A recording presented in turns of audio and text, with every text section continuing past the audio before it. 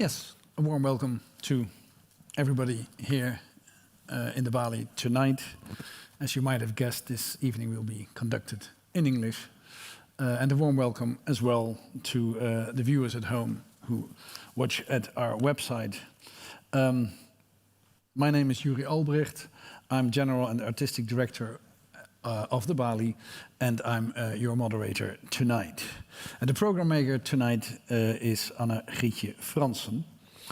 Welcome to Greenland and the New World Order. That sounds a little bit, I have to say, like a new Star Wars episode, but it's not. It's an actual current affairs topic. And we just watched a short movie by the Greenlandic filmmaker Inuit Jurgensen to set the stage for this evening, and also to include the voice of the Greenlandic people in this evening tonight. A few housekeeping rules maybe. This evening will be live streamed, and towards the end of the program, as always, there will be time for questions from you, the audience, as we always do. The American President Donald Trump, Trump's threat of taking Greenland by force might have sounded a little bit rash, a little bit outlandish. But now he done the same thing at Venezuela and he attacked Iran. So it might be not as outlandish as we thought before. We're going to talk about these sort of issues tonight. Disregard of international law, of course, and how Europe and the Netherlands might react to these situations and this crisis in NATO. So we're very, very happy that we have an excellent panel tonight. We start the evening, we're very, very happy to announce that, to say that. We start this evening with the Greenlandic Minister Nadja Nathanielsen. She will give us a perspective from Greenland, and we're very, very honored that you make the time to be with us, albeit on the other side of the Atlantic Ocean, but the internet is a wonderful thing. So a very warm welcome to you. We're very happy that you will listen in to the, first of all, give us an introduction and listen in to the rest of the conversation we're having. Next, we will be talking to researcher Karin van Loon. She outlines the historical and maybe geopolitical context for a Dutch audience. And then we will be talking to a member of Dutch Parliament, Fatih Mazra Belhirsch, and a member of the European Parliament from Volt. Fatih Mazra is from D66, and from Volt Reinier van Landschot. Both a very warm welcome to you too, and very happy that you're here. Discussing maybe the Dutch perspective, the strategic perspective on the Greenland crisis, and whether it's still a crisis or not, or whether it will be returning. But first and foremost, I'm very, very happy to introduce Minister Nadja Nathanielsen, participating, like I said, from Greenland. Very, very happy that you're here tonight. A very warm welcome to you. A minister in the current government, the government of Prime Minister Nielsen, responsible for business, energy, mineral resources, justice and gender equality. A diverse and big portfolio, I have to say. And previously also Minister of Housing and Infrastructure and Minister of Finance. So very experienced minister. We're very happy again. A warm applause I'd like to suggest for Minister Nathanielsen. Thank you. Just first, because we see you in a room, we cannot look outside. We just saw a wonderful images of the Greenlandic landscape, very green actually. So I was wondering, is it very, very snowy outside still? Is it if we would be able to look outside your window, is it still very much under the ice and snow, or is it already green as we just saw it? We are still in the middle of winter in Greenland, and right now in Nuuk there's been a snowstorm the other day, and we are still struggling with mountains of snow. But I must also say that climate change is doing it has a take on Greenland as well, and actually there's much less snow than in my childhood. Yeah, so climate change is doing its best for the landscape in in Greenland. Or the worst. Or the worst, yes, of course. Maybe to start, of course, could you give us a little bit of an impression of the past year and what it did to you personally, maybe, but also, of course, to the population, the citizens of Greenland, on that you suddenly became a part of, actually, were sort of attacked verbally by the president of the neighboring state to be incorporated. What did it do? Well, it's been some harrowing 14 months, really. I think from the beginning, when back in November, I think 24, the incoming president made some remarks as well. And then the then president from January 25 and on came with some remarks about Greenland. Of course, this has been very difficult for people of Greenland. There's really a context to it because we are not accustomed to being in the eye of the storm because we are situated between superpowers. So this sort of interest geopolitically has been going on previously as well. I think latest during and after the World War II, but also a former colony, we have experienced a lot of outside unwanted attention throughout the times. But I think this was the first time this January where it really hit us that maybe once again we were in a situation that you really can't imagine as a person, that somebody else, another country, an ally even, wanted your country and really showed no regard for your culture or your people. So it was very much a scary moment for many Greenlanders, a lot of anxiety. So a lot of weeks of anxiety, and then I think also some anger that is persisting. That is persisting, you're saying, yes. Yes. Yeah, I can imagine. So would you say that your government and the population in Greenland are taking these threats seriously? Well, I think absolutely we need to take the threat seriously. Mm-hmm. There were no indications that this was a joke. You do not joke about taking another country. And you have to put it into context. It came at the same time that there were talks about the Panama Canal, acquiring Canada, taking Venezuela. There has been a number of actions and rhetoric that has been quite aggressive, really, and also some actual actions that were quite aggressive. So for us, of course, we needed to take it serious. That is the job of any responsible government, to prepare for all scenarios. That's not the same as saying that we thought it was a likely scenario, but we still needed to prepare for every eventuality. Yeah, yeah. And that's a difficult question for you as to anybody else, but do you understand what Trump is after, what he wants? Well, I think there's a danger if we look at this in sort of a binary way. There's not just one answer or one truth and one falsehood. I think there are a lot of different reasons for the interest in the Arctic and in Greenland. I think one is, of course, the national security issue. And we do recognize that from a Greenlandic viewpoint. We do recognize that we are part of the American national security interest sphere. We've been so for many, many decades. So we realize this, and we're willing to work on this issue, along with the Americans, along with NATO. So that is one side of the story. Then there's, of course, the interest in our resources. Again, as a former colony, we are not unaccustomed to this interest in our resources. And I think that is also, right now you see a search for minerals all over the world globally.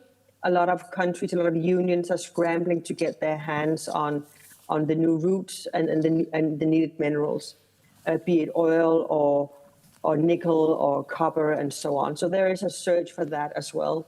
And this is, of course, part of the interest as well. And then finally, I think there's an element that all of us are struggling to understand, really, especially maybe in the Western world. where this is a thing of the past, and that is the matter of ideology or imperialism. This nationalistic approach is really foreign for us because we thought we left it in the past. And all of a sudden, it is also something that affects current decision making on a political level. And we need to figure out how we deal with that. So a long answer to your question, but I think there is more than one reason. And I think we need to get our head around that we are living in a complex world. But you, like you said, Greenland has its experience with imperialism, with colonialism, of course. There's an ex-colonializing country which is still part of that kingdom, and so you have your experiences with that. And like you so eloquently said, we just need to readjust to the fact that nearby another country is having these imperialistic ideas. Would you say that this crisis, as I might call it, or this new development, would influence your relationship with Denmark? Would that change it? Well, yes and no. I think that the majority of Greenlanders is of the opinion that we still should be within the kingdom of Denmark and remain in this kingdom. And I think, but also the majority of Greenlanders believe we should reform this union. So I think that perspective has not changed. But I think what has changed is that every party in this constellation, Greenland, Denmark, is more clear about this relationship, that we want to stay in it, we want to develop it. So that, of course, should be looked at, I would say, with some nuances, because when you are very afraid, you tend to also speak very clearly, this is what we want. We do not want to be American, of course. We do not want to be Danes. We want to be Greenlanders, but we want to be within the kingdom at the moment. And I think that it was being said very clearly, both from a Danish and Greenlandic perspective, maybe clearer than it has been done for many years. But it doesn't take away from the fact that we still need to reform this relationship. So I think it's a both and, that we do want to be part of the kingdom. We think it has a lot of value, but we also think it needs reforming. And reform to be more autonomous, that would be.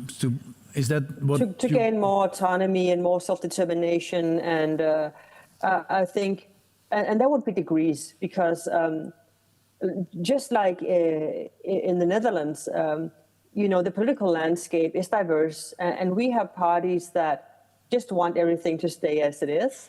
We have parties, and that's probably the majority of parties, are content at the moment, but want changes in more or less radical. And then we have parties that want complete sovereignty quickly.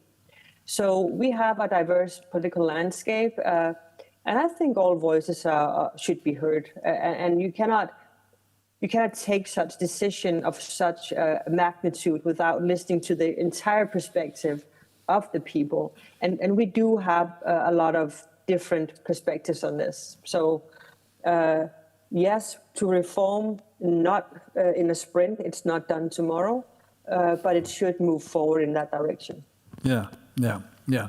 But there's also clarity on the fact, not maybe with everybody, but in general, that would be within the Kingdom of Denmark. Yeah.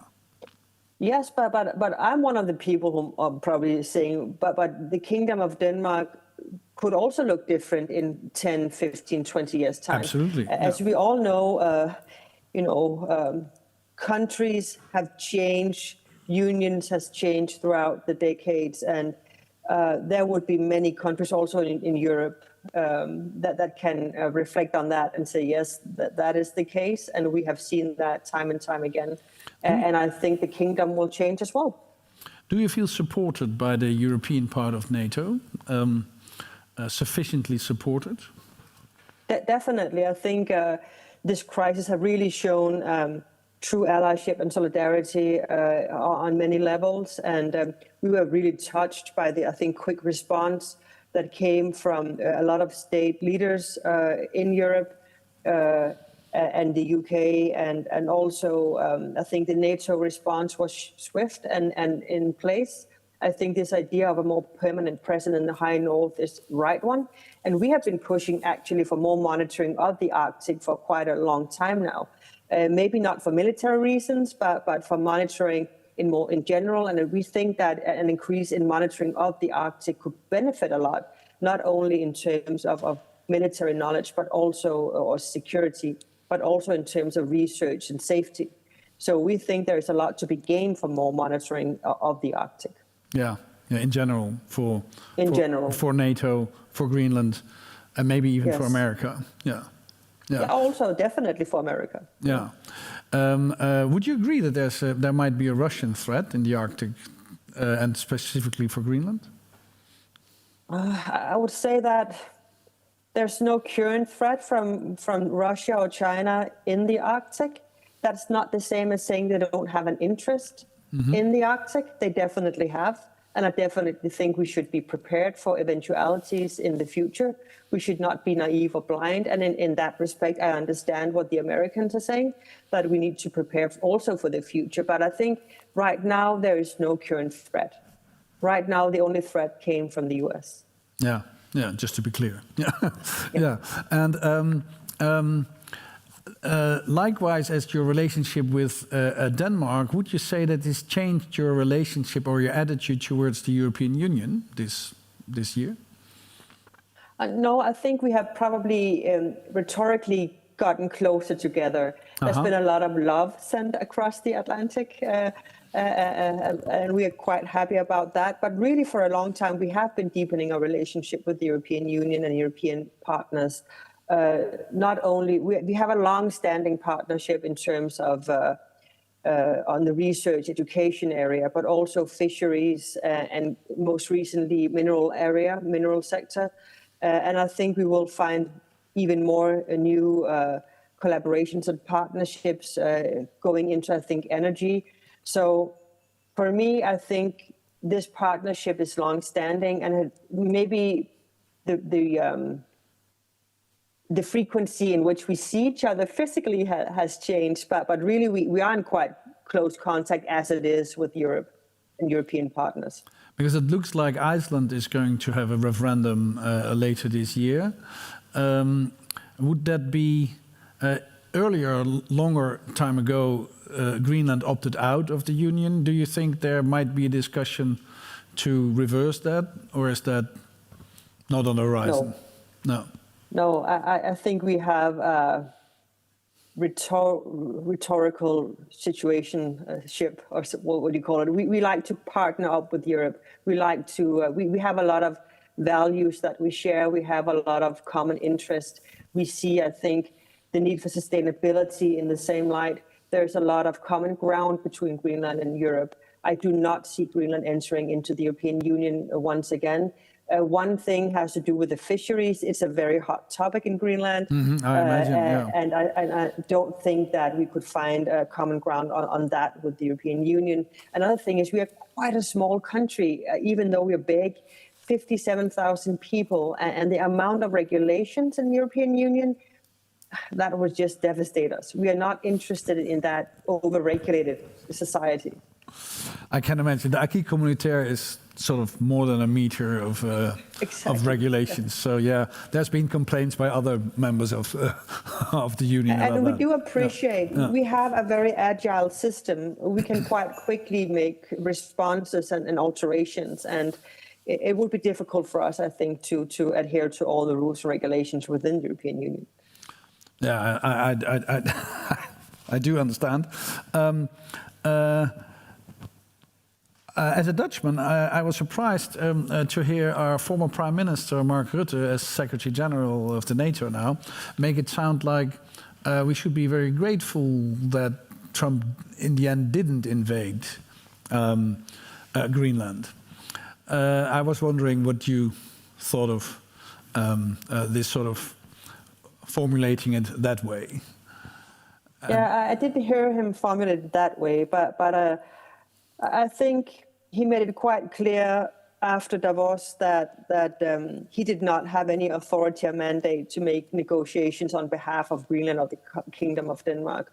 So I think he came about that okay. But of course, that is the baseline of it. It is only up to Greenland and the Kingdom of Denmark to make decisions on behalf of Greenlanders, and it should stay as such, and regardless of other countries' interests. For now, thank you very much, Minister Nathanielsen, for your frank, candid, and optimistic talk. Thank you very much.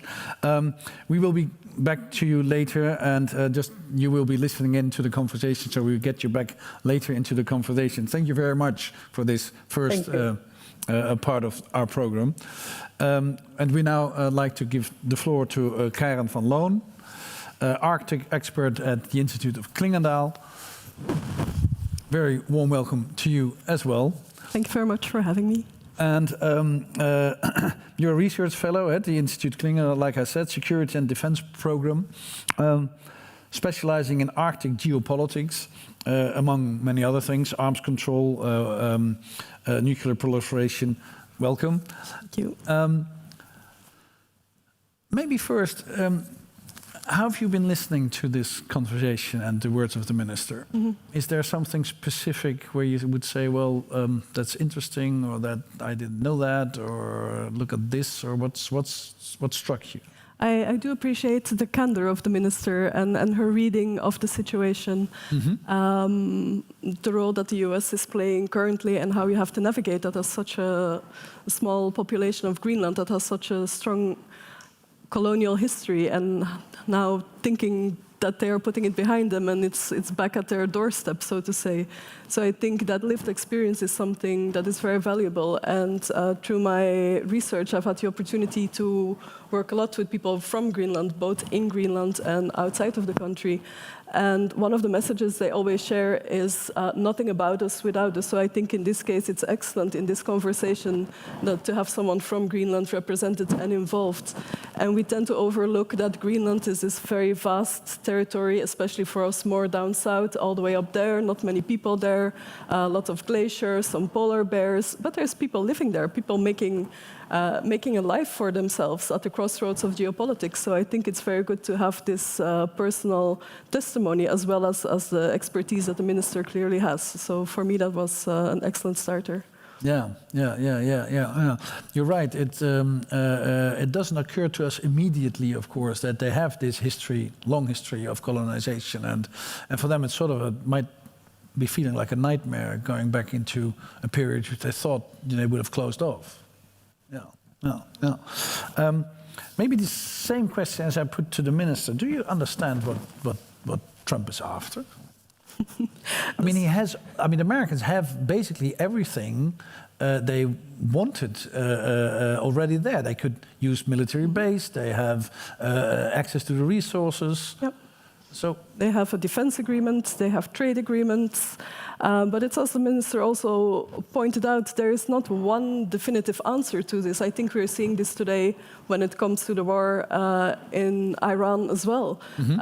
Opinions change, goals change, there's a certain flexibility, the finish line keeps being pushed. A large part of it is control of the territory, control of the resources, also denying access in the first place to China, also to Russia. I think those are the main things. And how this is being achieved by occupation, by deals, I think there is still some leeway there, but the matter of the crux of the matter is it's all about control and access. But basically already has that, isn't it? On paper, he does. So this is why this is very puzzling. Yeah. And why you're saying on paper? Because there are existing agreements. There is a defense agreement from the 1950s already. There are all kinds of trade agreements that are being struck. There is a consulate, U.S. consulate in Nuuk. Things could happen. Yeah. Could you tell us a little bit about? We talked about Denmark's the contact with Denmark and the colonial history. Could you give us a little bit of context of this colonial past of and the contact between Greenland and Denmark? I can give some context there, but it's a very sensitive topic, and as someone who is an outsider to this, I do not have this lived experience, of course. But when we look at the colonial history of and the way that Denmark, the Kingdom of Denmark, was approaching it, it was the old school traditional imperialism. There was missionary work, there was extraction of resources, there was administrative rule, and over time this has evolved. And in a sense, you could say, okay, it evolved from being a colonial state to home rule to more autonomy. So there is, in the political sense, an evolution, but there's also a historical continuity, and that's where the friction lies between the Kingdom of Denmark and Greenland as well. So you see that things are changing, but not all of it. What is changing? The structure, for example, the governance, there is a lot of autonomy when it comes to certain topics that they can make their own decisions about, but for example, not about defense, security, large parts of foreign policy. And of course, these are the topics in the current crisis that are the most important. So there is a certain agency when it comes to other fields, but in these major ones that are the most pressing in this crisis, there is still a big dependence on the Kingdom of Denmark. Yeah, yeah. And there's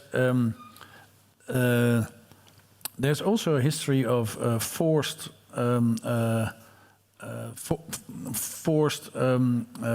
fertility and how would you say that in English again? Forcing Sterilization? Greenlandic women to not reproduce. I'm looking for the right word too, but the forced program, which was lasting for decades. Yes. What's Greenland? What's Denmark's position on that? You could describe that as almost genocide on a population which is rather small, to make it impossible for them to reproduce, to have children. And let's not forget that these practices took place well until the second half of the 20th century. So for most people in Greenland, this is a lived experience. This is not something from the history book. I'm from Belgium. This is not a Belgian reflecting on what Belgium did in Congo centuries ago. These are things that still impact people to this day. So this is also not something to speak lightly of. Yeah, yeah, yeah. And there are people still alive who experienced that. Yes, yes, yes. So that's just an example of how precarious and how complicated a part of the relationship is. Yeah. On the other hand, I asked the minister about the European Union. She said, no, that's not on the horizon. Would that also be because nobody in Greenland at the moment wants to provoke America or Trump any more than necessary? Maybe. I cannot speak for the Greenlandic government. It could be one of the factors. On the other hand, as the minister described, the arrangement that Greenland currently has with the EU is fairly beneficial to them. There's a lot of collaboration, there's funding of certain programs, there's exchanges. So I think for Greenland, for the time being, it makes a lot of sense to keep the construction that they have now. There is increased engagement from the EU. There's a new office that opened in Nuuk a while ago. So the lines of communication are open and a lot is happening. Yeah. There is a minerals deal between the EU and Greenland. This is something that Trump has been pushing for, but the EU already has it. Things like that. Which minerals, are those minerals indeed very important, or is that rather exaggerated? I think they are important. I think it's more a matter of, is it cost efficient to mine them and extract them and process them? For the time being, we have no clue what is in the ground in the whole of Greenland, since it is so vast and remote, and there is not a lot of geological mapping that has been going on in the whole entirety of the island. So we know there is a lot. We assume there will be a lot more. But again, whether to get it out of the ground, to build those mines, to give those licenses, that's also a political decision for the people from Greenland. And in the short film, we saw the reference to uranium. It's very clear that the majority of the Greenlandic population is against mining uranium. There might be a certain openness to mine for other resources, but uranium seems to be completely off the table for the time being. Yeah, on the other hand, mining is a very important economic pillar of the economy of Greenland, isn't it, for jobs and for... I'm not too sure about that. I would like to hear more from the minister when it comes to that. My understanding is that it is mainly fisheries. There are some mines there. There are some sites operational. A lot of licenses have been handed out, but what is actually being done, I don't think it makes up for a large percentage of the Greenlandic economy today. And if we move a little bit to the geopolitical situation, which is of course also your expertise, in your assessment, if a NATO member attacks a NATO state or territory of a member of the NATO state, what would happen? Would that be the end of the alliance? It doesn't bode well, and let's put two facts out there about NATO. NATO is a collective defense alliance, so collective defense against an attack from a non-ally. So think about the Russias and the Chinas of this world. NATO is not designed for an attack from within, so to say. There are two main principles that always were underlying in the alliance. One was we have a mutual trust and an understanding that we can defend ourselves against others. This is a deterrence. Russia will not attack us because we are in this alliance and we have certain military capabilities. I think Russia is looking at us when it comes to Greenland, sitting back, eating the popcorn and thinking, what is this spectacle? This is not something they could have come up with themselves. It's for them, it's very fascinating to watch.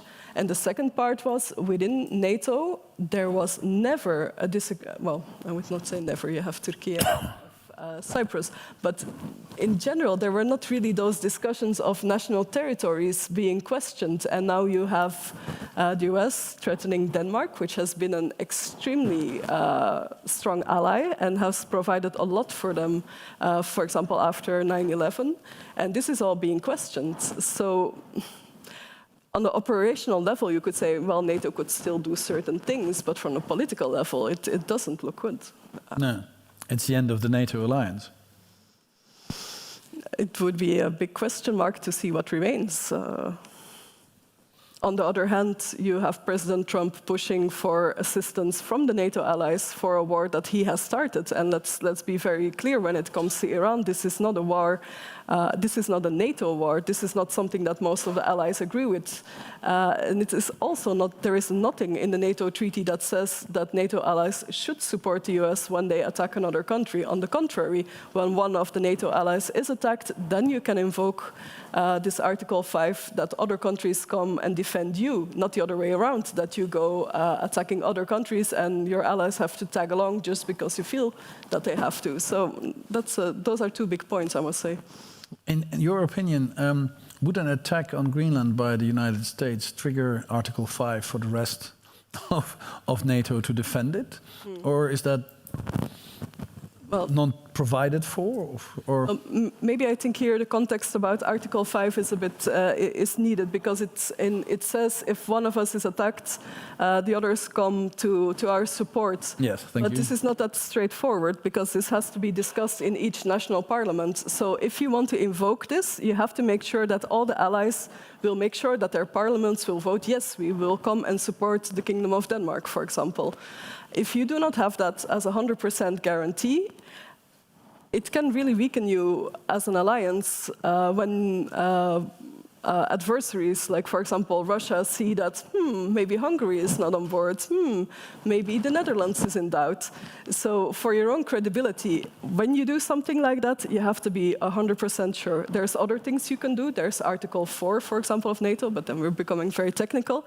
But Article 5, I don't think from the Danish side it would be very wise to invoke it, to be honest.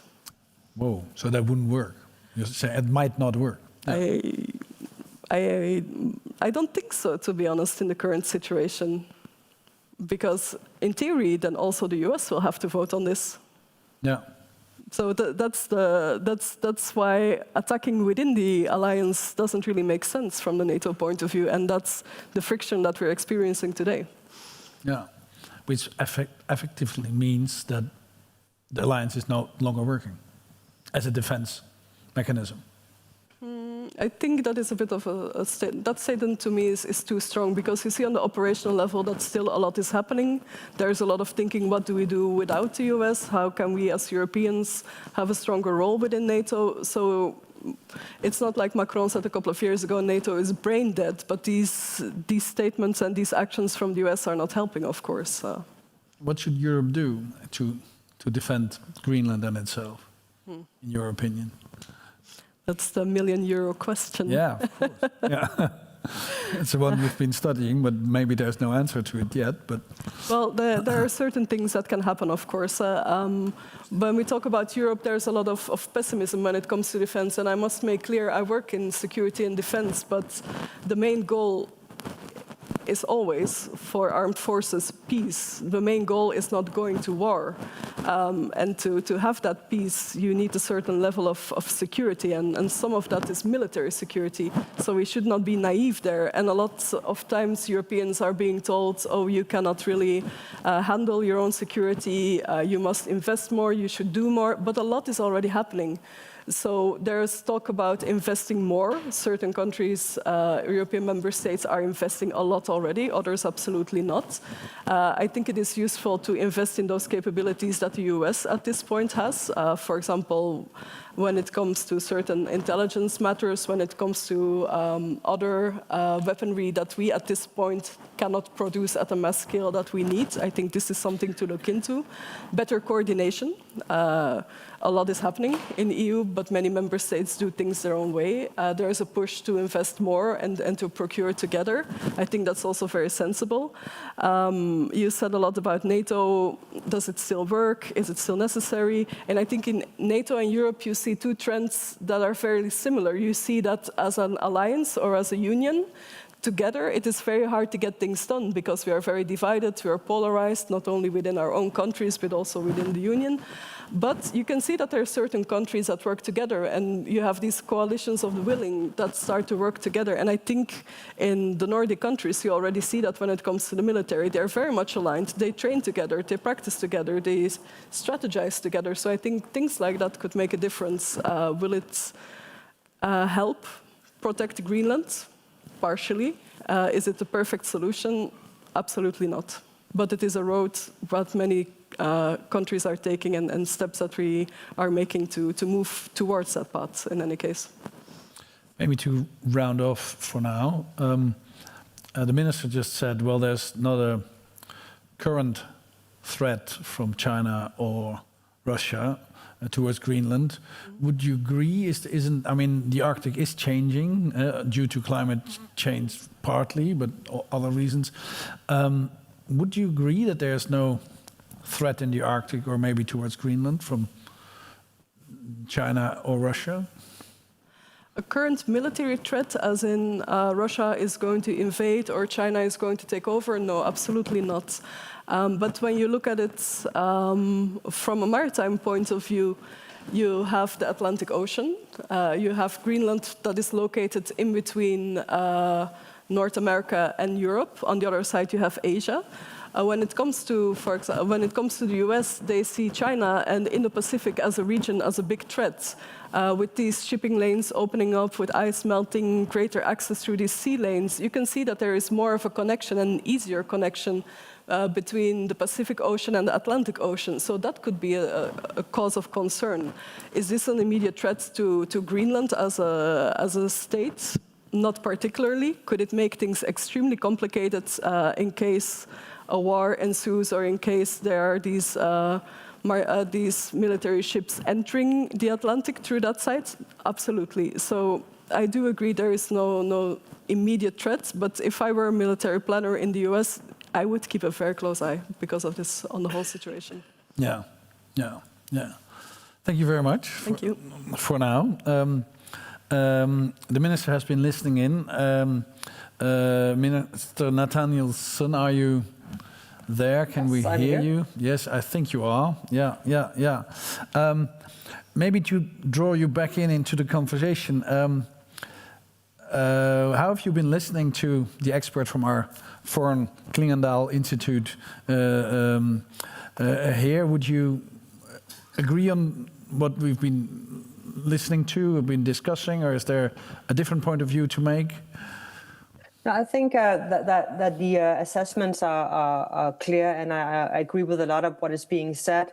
That the Article 5, if it gets to that, it is a totally new situation we've got at hand, and really what this really situation underscores is that we need to reassess how we will act in a changing world order. So instead of discussing what should NATO do in the current situation, you also, each country needs to have the discussion, where do we stand and how do we prepare for all scenarios? So I think that discussion is going on in many countries. I just wanted to touch upon the question on European membership, if that was, we were afraid to anger the states, and that is really not even on the table in our discussions. We do not think of that. I think, but what, as a former colony, we are quite sensitive towards where we depose our self-determination. So we really want to be in charge ourselves. As it was mentioned,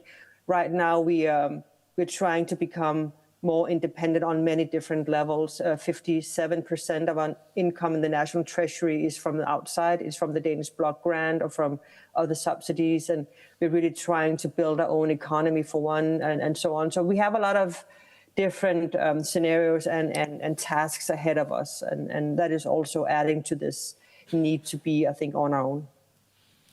And maybe on the economy side, how important would mining be for Greenland from that perspective of being more self-providing?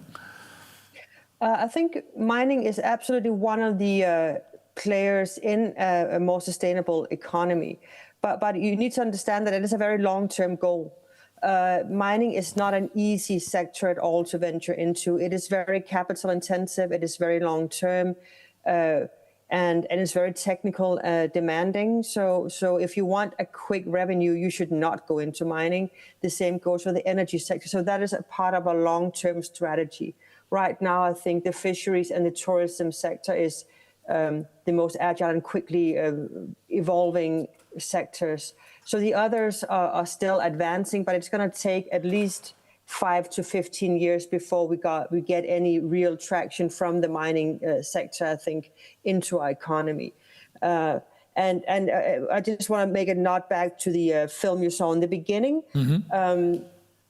I do agree with a lot of the visions that Inuit, the structure is portraying, but I also think it needs to be reminded that we took over the responsibility for our underground in 2010 with the Self-Government Act. And for us, that was a big milestone. For us, it's really important that we got the final word on our mineral sector and our underground. So we make the rules, we make the regulations, we take care of this business, if you will. And that, I think, also gives a lot of ownership to the mineral sector. So for us, it's not something that others are doing. It is something we ourselves is developing at our own pace with our own rules and regulations, such as the uranium law that forbids uranium mining. So, yeah, I think there's a bit more to it. Sorry, more to it that you mean it might be developing more, or is that what? Oh yeah, just saying that for us it's not something that foreigners come and exploit. For us, it's important that the mining sector is something that we are in control of. We make the rules. We require outsiders to come and adhere by them. And so we will be the ones who also gain from any developments within the mining sector. For us, that's very important. As a former colony, of course, it was not only symbolic, it was also very important for us that we got the final say in terms of our underground. Yes. So a lot of the development that was shown in the movie was made when we did not have the final word. It was still under Danish jurisdiction. I do understand. Yeah. Thank you for making that clear. That's an important new perspective to the discussion. Thank you very much, Minister Nathanielsen. I think we're going to continue our program with asking two politicians to join us, and I would like to invite both Fatih Misra Bel-Hirsch and Reinier van Landschot. Yes. Thank you very much. D66, Volt, D66, maybe in English, doesn't. Dutch Parliament, European Parliament, thank you very, very much for coming over and talking with us. Maybe a first to both of you, and if I might start with Fatih Misra, a first impression of what... Fatima Zahra. Again, please. Fatima Zahra. Fatima Zahra. Yeah. Good. It's a complicated name. No, it's beautiful. It's important to pronounce it rightly, so thank you very, very much. Yes. Fatima Zahra, if I may ask, first reaction to what we've been discussing so far. Thank you. It's a lot to react on. Yeah. But that's interesting. What do you think you picked first? Yes, that's why. A few things of what both of the former speakers said. I will give it a bit more. It's really alarming what is happening, and it not only started with Greenland. Of course, we also had it with Venezuela. You also mentioned it, and one of the most important things is also with international law, our rule-based society, which we are committed to. Also, still as the Netherlands, there are a few things which are very important. That it's sovereignty and also territorial integrity, and that's also what's happening with Greenland and self-determination. These are we have agreed upon these rules as how to conduct, to have predictability and also stability in the world. And what we see now with the US administration is that we are stepping into an era of transactional foreign policy and also more multipolar situations. So it shows that the rules that we were engaged to, that were for us as given as granted, are not there anymore. So it's what happened to Greenland is also a wake-up call for us all. And it's something that, it gave a very good also example how the European Union and most of the countries also stood with Greenland and Denmark and showed unity. And that's also important to show what kind of power the European Union has, but also how are we going to deal with this shift of power? Because you mentioned, Karen, control. Which one of the reasons maybe for Trump to do this. But it's also important to mention control of power, because it's also a game of power and who has the last word. And we have to see how are we going to act upon it. And we have seen it with Venezuela, we have seen it with Greenland, and now with Iran, and maybe later with, I hope not, with Cuba.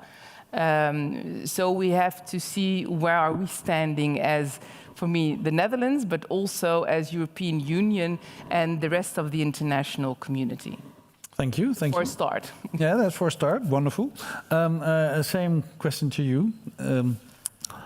When I took the train from Brussels to here, I read an article about insights what was happening exactly in January when these threats came, and it gave some insights that weren't known before about the French and Danish military actually sending a lot more military equipment and people in that direction with blood in case of full contact, with the license to also attack if something would happen.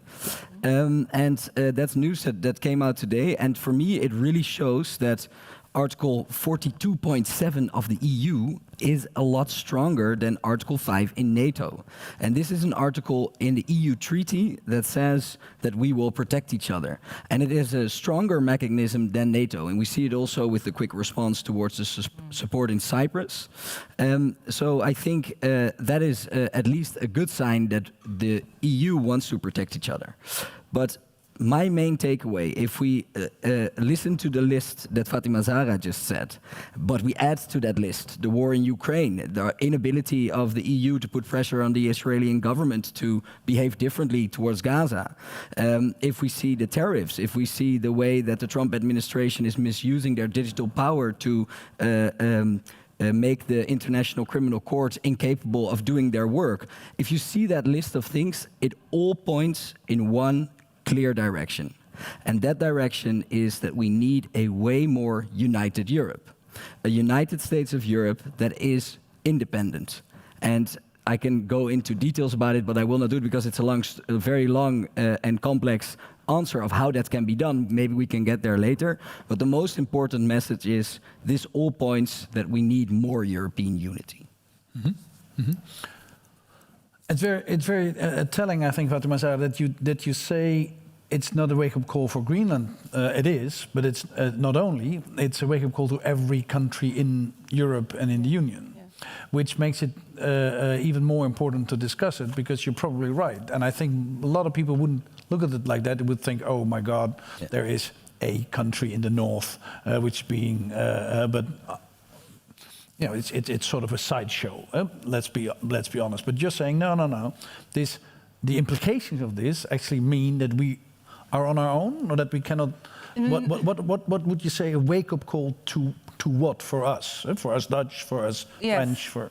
If we look at it, for example, after World War II, we had a very good transatlantic relationship with the United States, and we had this war dividend that we were living on, and we were quite complacent about who was going to help us if we would get into trouble again, and we thought war was far away and we would live forever in peace. And then in 2014, Ukraine began, because many people think the war began 4 years ago. No, it actually already began in 2014.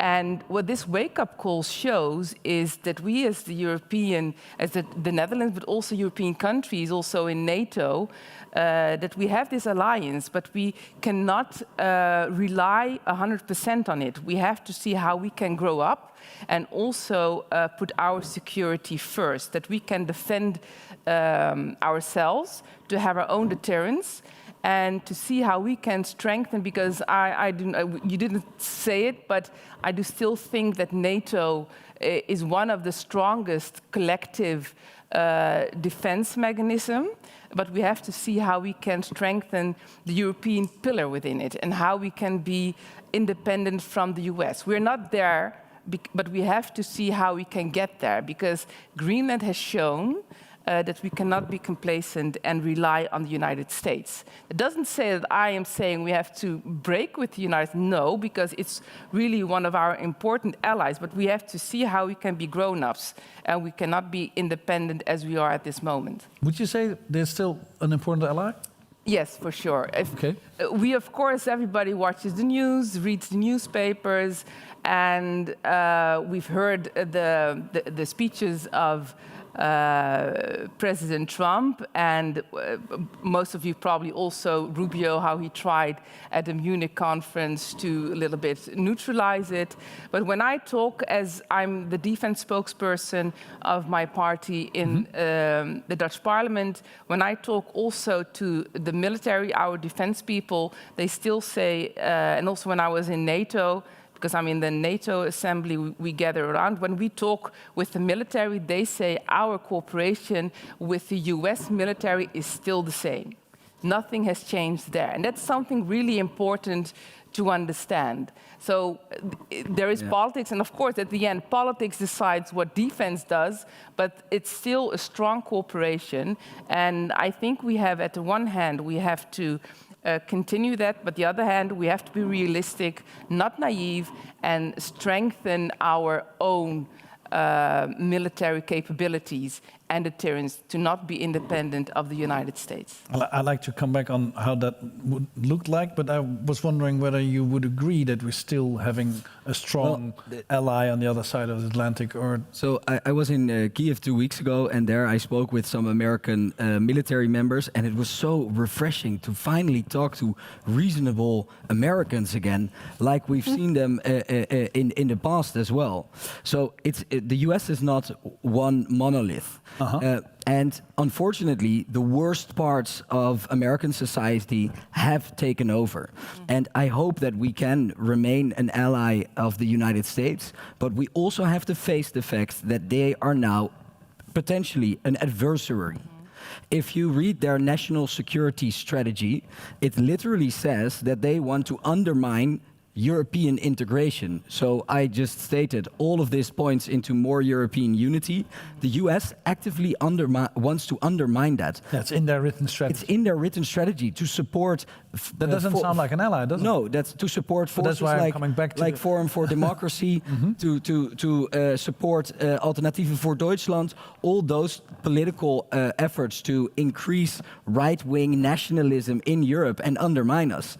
And I think if Xi, Putin and Trump and these tech bros all have in common that they want to undermine European unity, then that should be a wake-up call for us that is exactly what we need. Yeah. And I sometimes hear people say that they hope that after the midterms things will get better. After Trump's after the next presidential elections, things will change.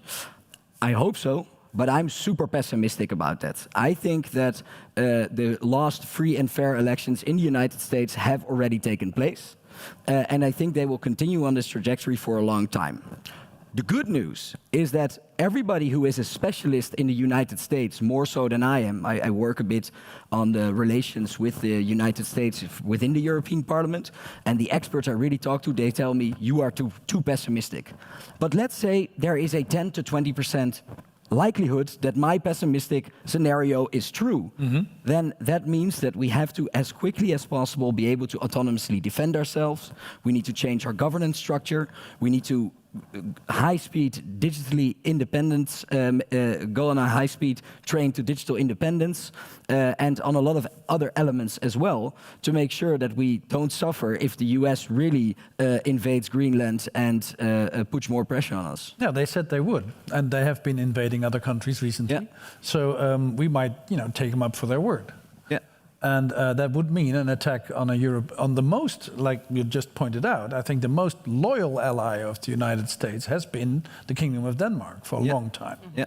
The Netherlands wasn't bad, but the British did their best, but the Danes were. Yeah. So again, could we still call them an ally?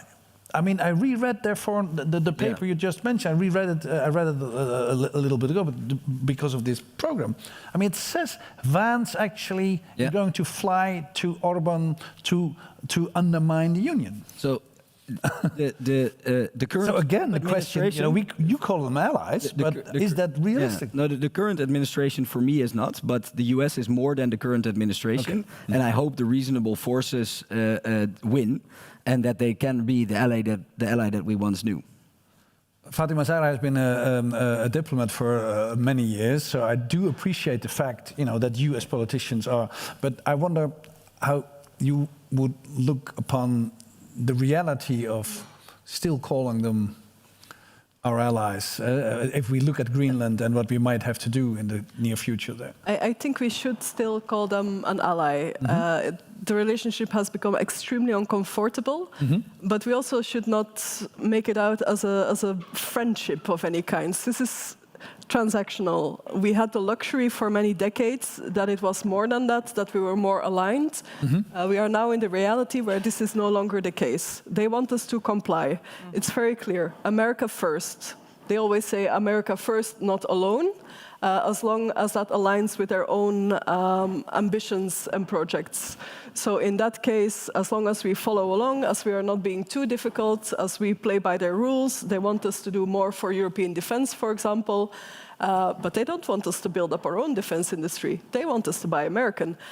So it's a give and take, and we should not be naive. And I also don't think the word ally implies a level of trust and friendship that we have been too comfortable with for the last couple of years. But that, historically speaking, has never really been that case. It's not a friendship. We need each other in different ways, and in this sense, the US, when it comes to defense, has the upper hand, but that does not mean we cannot work with them. We might not like working with them. I don't think anyone in the right mind would enjoy working with the likes of a Donald Trump or a J.D. Vance, but we must work with them to a certain degree. Yeah, so from a realistic point. But and coming back to the point you were mentioning. May I just add one thing? Because what's also, I think, good to mention, to add to what you're saying, is also what Prime Minister Carney from Canada said, is in this relationship, as you also just said, we also need some honesty. And I think also we should not be, just doing what the US is willing us to do, but we can also speak up and be honest about the relationship, how it has changed, and also demand things, not when they say, we're going to put tariffs or we're going to Greenland. No, we should stand for what we're thinking of, and also doing it more together.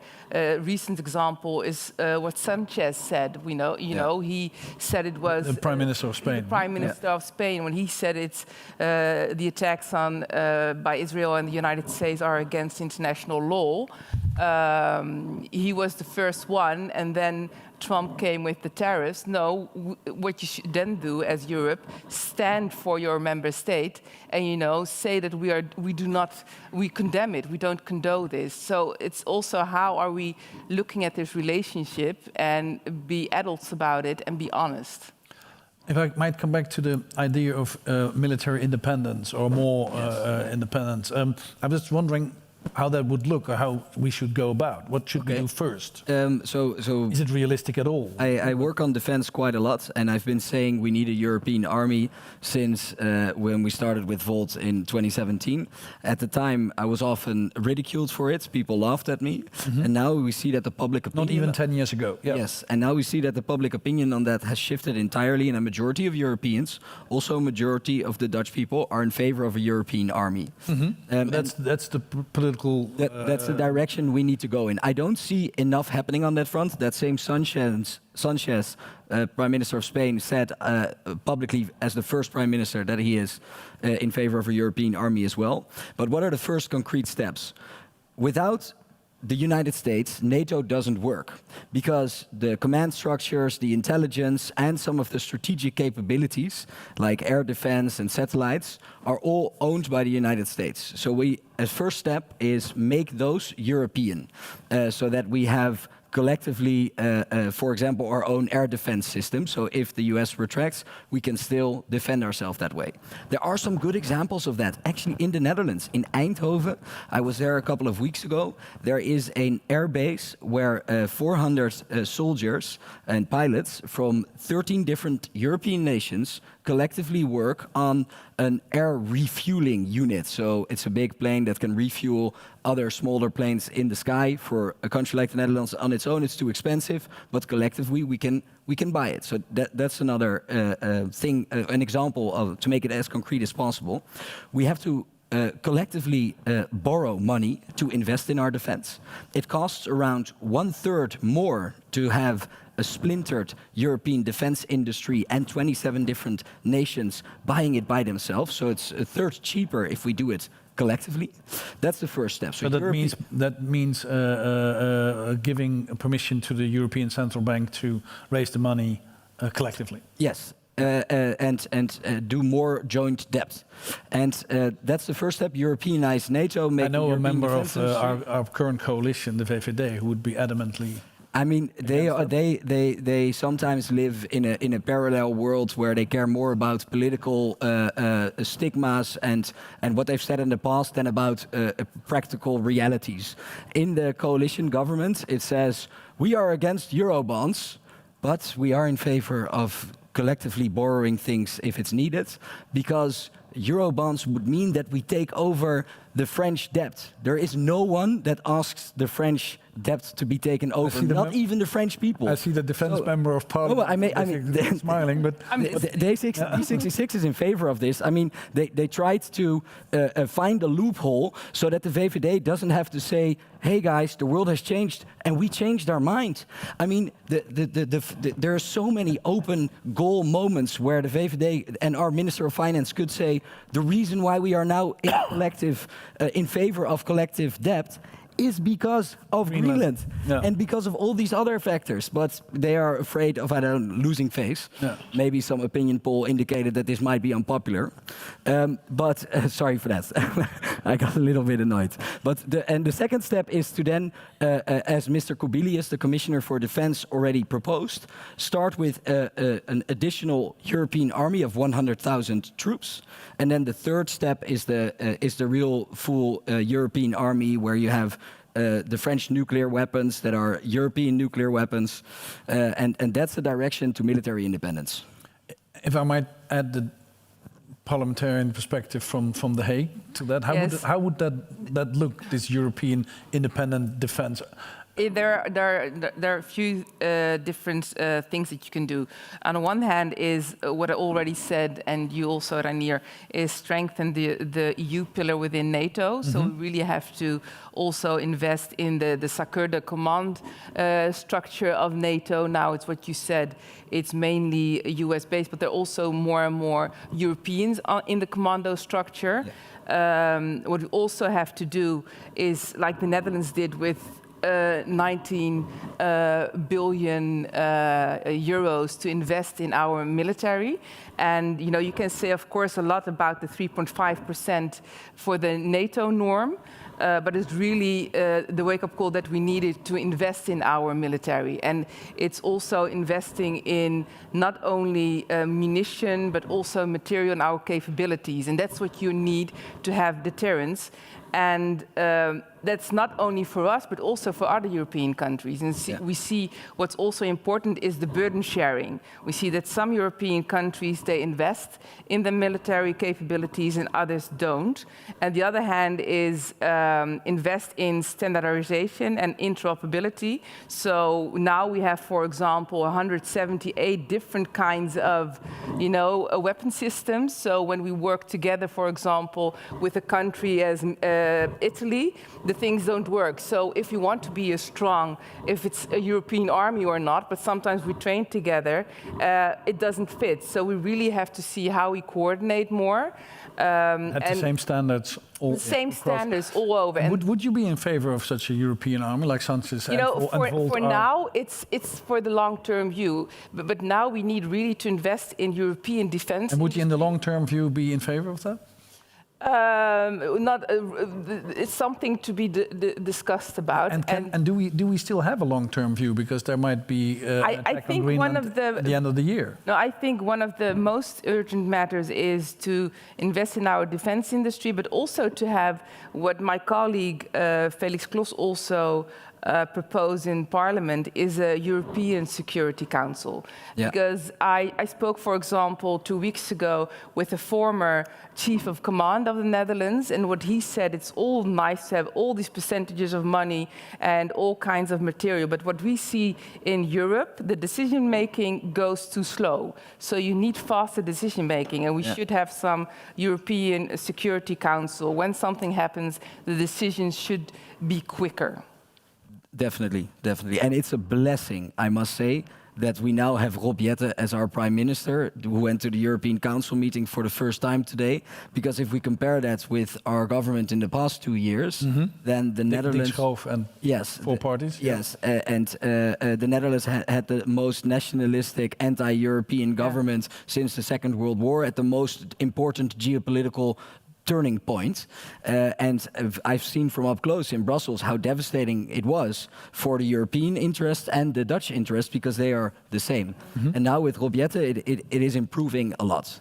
And if I may also, like, we talked about the alliance with the US, with NATO, because you have also other countries in NATO than the European countries. But I think it's also important to look at other strategic alliances to look out for our security. And because now we are only looking inwards also. Whom would that be? We have already like strategic alliance with Australia, Japan, but I think you have to also look to, because Africa, we're not looking even at Africa, but that's also at one hand an opportunity, because Africa is the future generation is there, but there is also a threat. Demographically, yes, for sure. Yeah. Yes, demographically, but also it's a threat if you see sub-Saharan Africa. We're not talking about that. We had a program about Wagner operating in Africa yesterday here in another hall. Oh, interesting. Literally talking about that, but that looked very, very dire. Do you think that we could have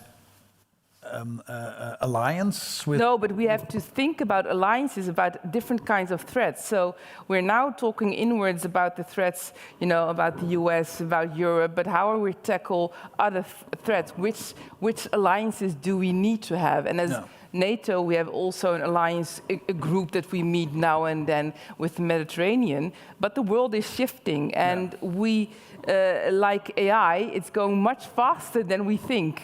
And we are not acting quickly enough as Exactly. If we want to do one thing to really improve our security, the number one thing that is the most important is, and that's why I'm wearing these Ukraine shoes in the colors of the Ukrainian flag, is help Ukraine win.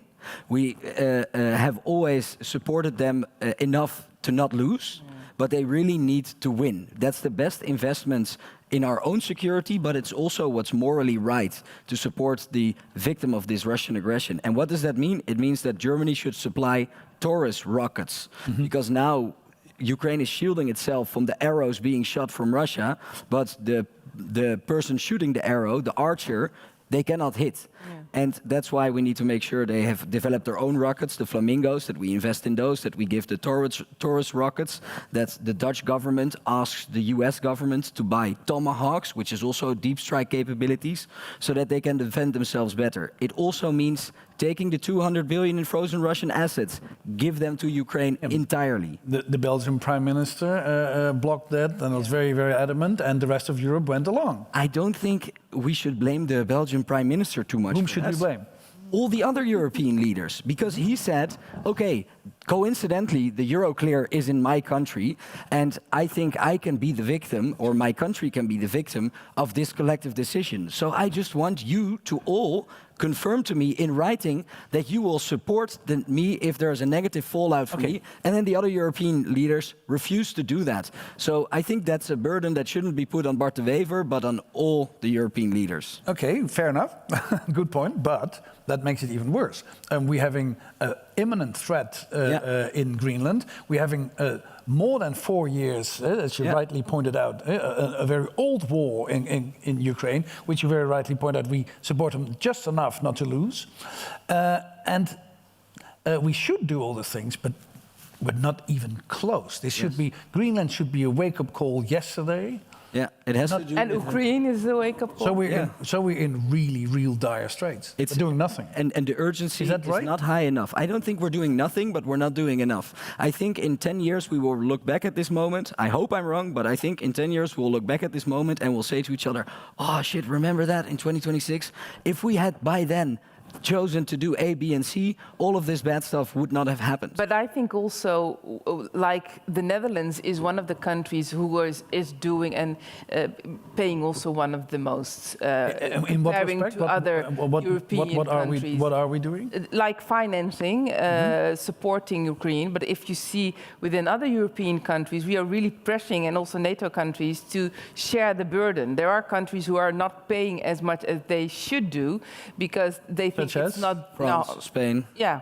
France, Spain, but also, some Eastern countries like Hungary and others. So France proposed that at least they would share their force de frappe, their atomic that's weapons. good. That's good. That's The good. French are Should we go along? rhetorically the best, but in practice, Macron doesn't really put boter bij de vis.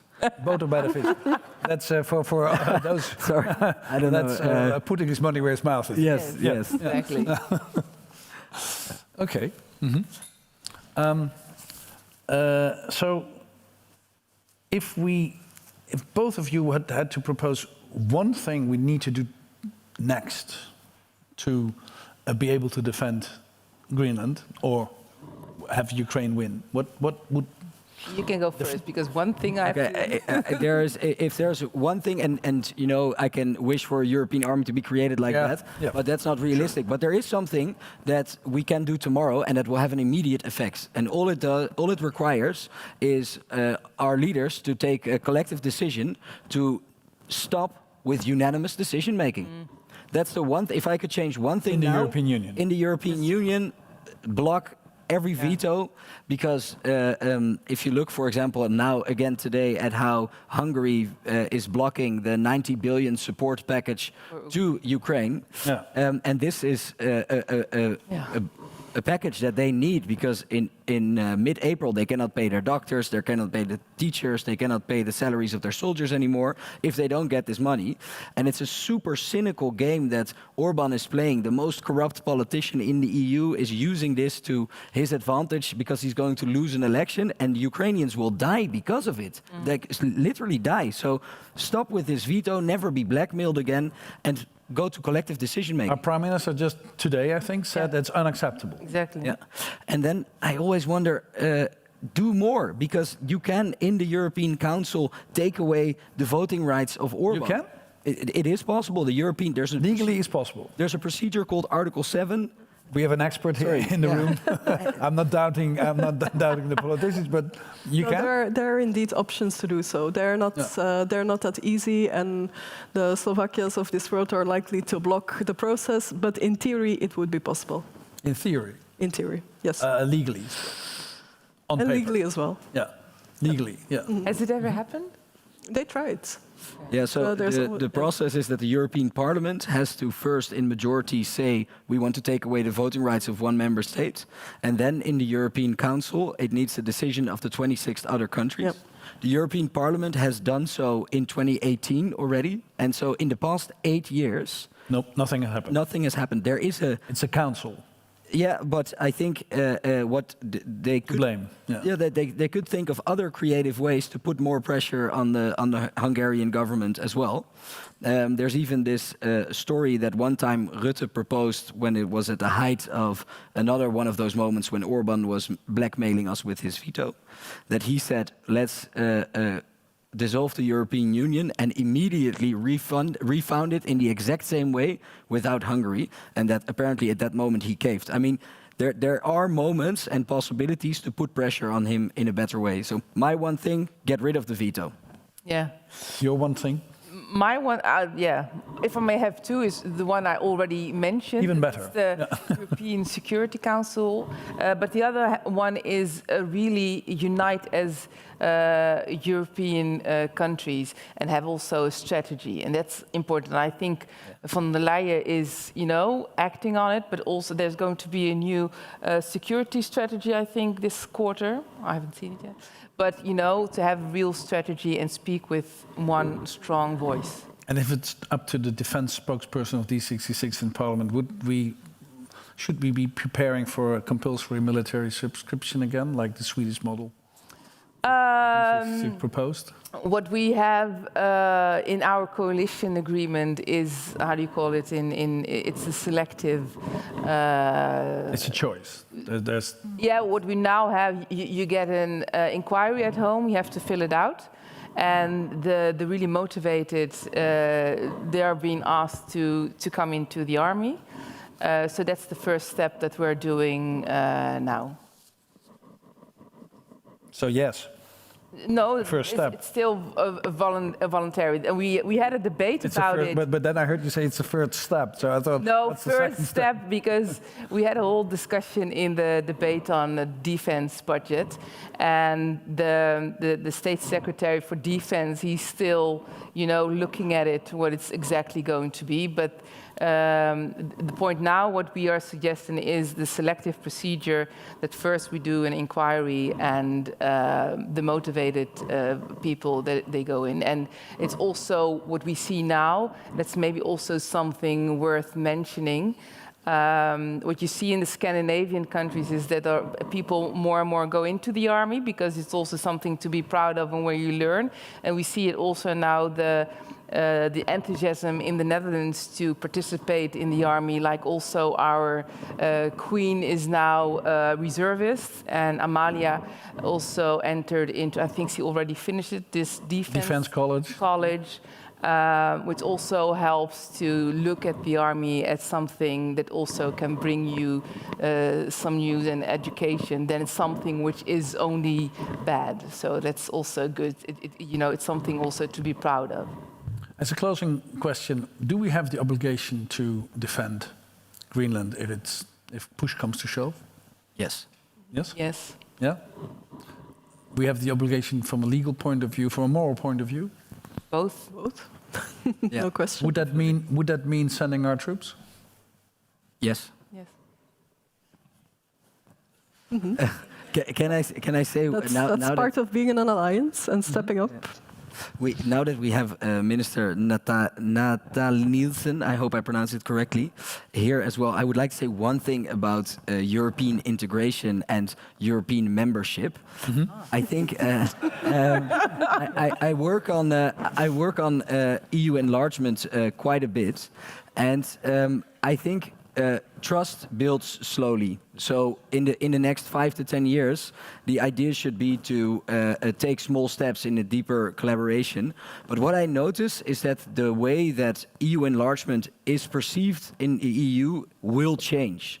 So it has always been a bit of an all or nothing approach, but now with Ukraine and their fast track membership, this will change. And I predict that it will change for many other countries as well.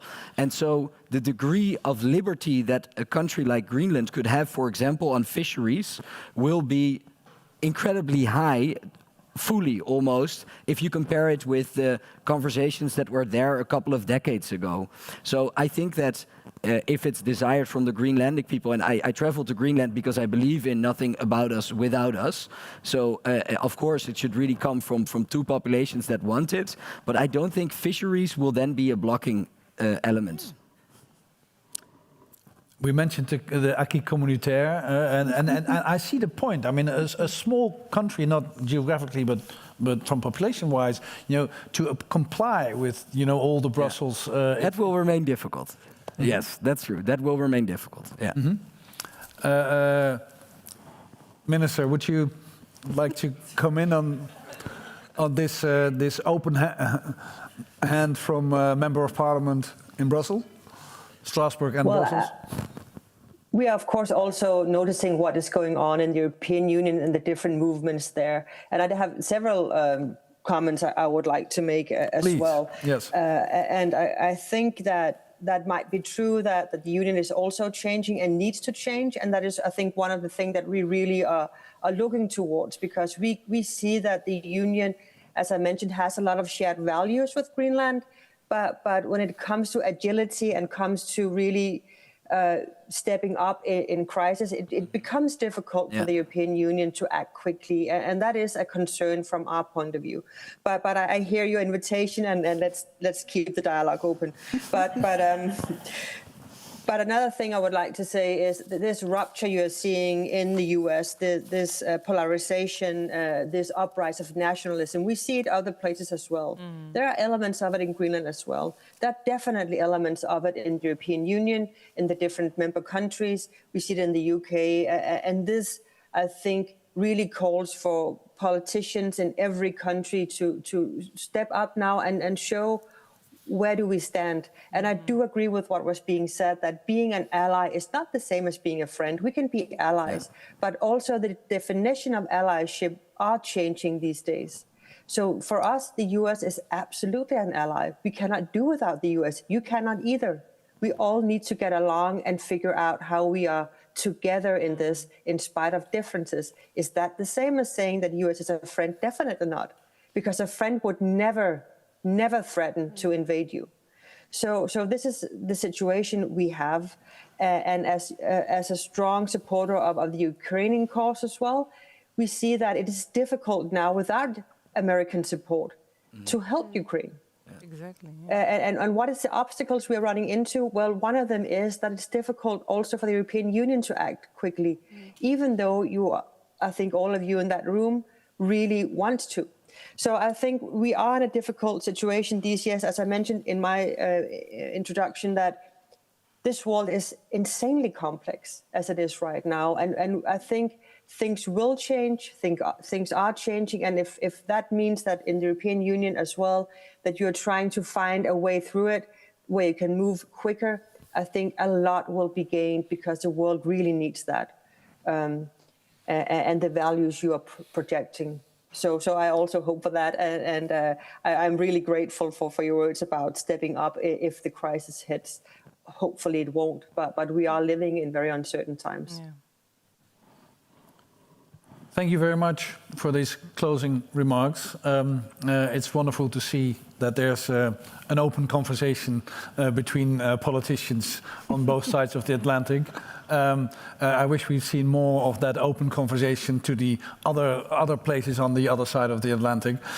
Thank you very, very much for joining us tonight in this conversation, for being available for an open conversation.